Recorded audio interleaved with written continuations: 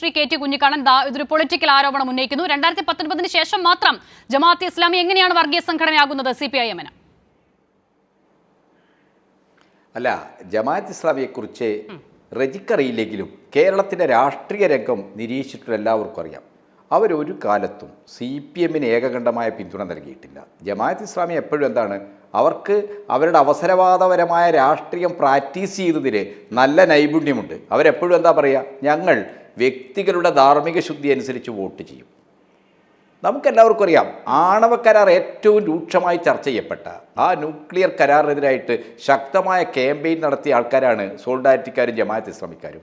ആ തെരഞ്ഞെടുപ്പിൽ കേരളത്തിലെ ചാനലുകളെല്ലാം വന്ന് ആണവ കരാറിനെ അതിശക്തമായി UP-യുടെ നയത്തെ അതിശക്തമായി ന്യായീകരിച്ച MI ഷാനവാസ് ഉൾപ്പെടെയുള്ള കോൺഗ്രസ് നേതാക്കൾക്ക് പരസ്യമായി തെരഞ്ഞെടുപ്പിൽ വോട്ട് പിടിക്കാൻ ഇറങ്ങിയ ആൾക്കാരാണ്. കോൺഗ്രസുമായിട്ടുള്ള അവരുടെ രാഷ്ട്രീയ ബന്ധം കേരളത്തിൽ പരസ്യമായി ആരംഭിക്കുന്നത് 2009-ലാണ്. ആണവ കരാർ വിവാദം അമേരിക്കക്ക് ഇന്ത്യയെ അടിയറ വെക്കുന്ന 1, 2, 3 കരാർ. ആ കരാർ ഈ രാജ്യം ഏറ്റവും ദേശാഭിമാന ബോധത്തോടുകൂടി ചർച്ച ചെയ്യുകയും അത് നിരാകരിക്കേണ്ടതാണെന്നുള്ള പൊതുബോധം സൃഷ്ടിക്കാൻ ശ്രമിക്കുകയും ചെയ്തപ്പോൾ ഇവിടെ RSSന്റെ നിലപാടിൽ നിന്നുകൊണ്ട് കോൺഗ്രസിനെ സപ്പോർട്ട് ചെയ്യുകയാണ് ജമാഅത്ത് ഇസ്ലാമി ചെയ്ത്. ആണവ കരാറിൻ്റെ പ്രചാരകർക്ക് വോട്ട് ചെയ്യാൻ പ്രത്യേക നിർദ്ദേശം കൊടുക്കുക മാത്രമല്ല, അന്നത്തെ വയനാട് നിയോജക മണ്ഡലത്തിൽ പരസ്യമായി അവർ ഇറങ്ങി ഈ ഷാനവാസ് ഉൾപ്പെടെയുള്ള നേതാക്കളെ വിജയിപ്പിക്കാൻ തെരഞ്ഞെടുപ്പ് പ്രവർത്തനം നടത്തി.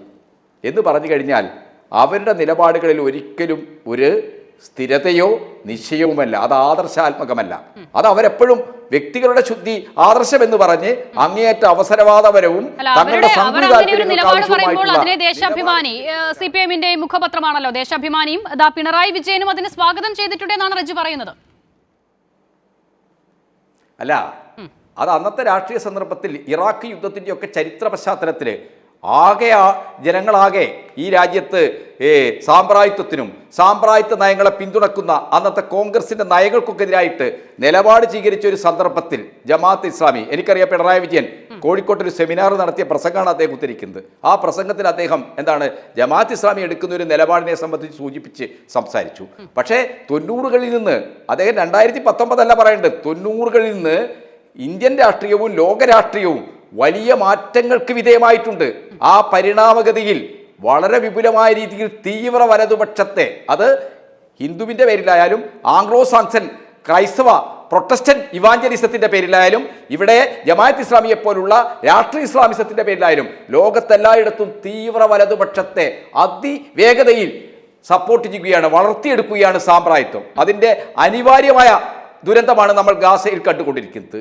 മനുഷ്യരെ കൂട്ടത്തോടെ കൊല ചെയ്യുന്ന സൈനിസത്തെ സാർവദേശീയ തലത്തിൽ പ്രോത്സാഹിപ്പിക്കുകയാണ് അമേരിക്ക ഈ സാമ്പ്രായത്വ ശക്തികളും. അപ്പോൾ ഇത്തരത്തിലുള്ള എല്ലാ വലതുപക്ഷ തീവ്ര പ്രസ്ഥാനങ്ങളെയും പ്രോത്സാഹിപ്പിക്കുന്ന ഒരു ലോക സാഹചര്യത്തിൽ നിന്നുകൂടി പൊളിറ്റിക്കൽ ഇസ്ലാമിസം കേരള രാഷ്ട്രീയത്തിൽ ചെലുത്തുന്ന സ്വാധീനത്തെ കാണണം. അത് ഹിന്ദുത്വത്തെ പ്രതിരോധിക്കാനുള്ള നമ്മുടെ ഒരു കോമൺ അജണ്ടയാണ് റജി, ഹിന്ദുത്വത്തെ പ്രചോദിക്കുക എന്നുള്ളത്.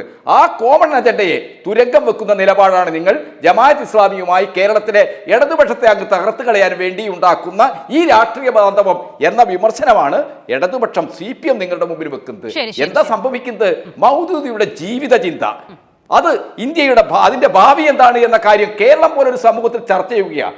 നിരാകരിക്കേണ്ട, അങ്ങേയറ്റം നിർദ്ദയമായ രീതിയിൽ തള്ളിക്കളയേണ്ട ഒരു പ്രത്യയ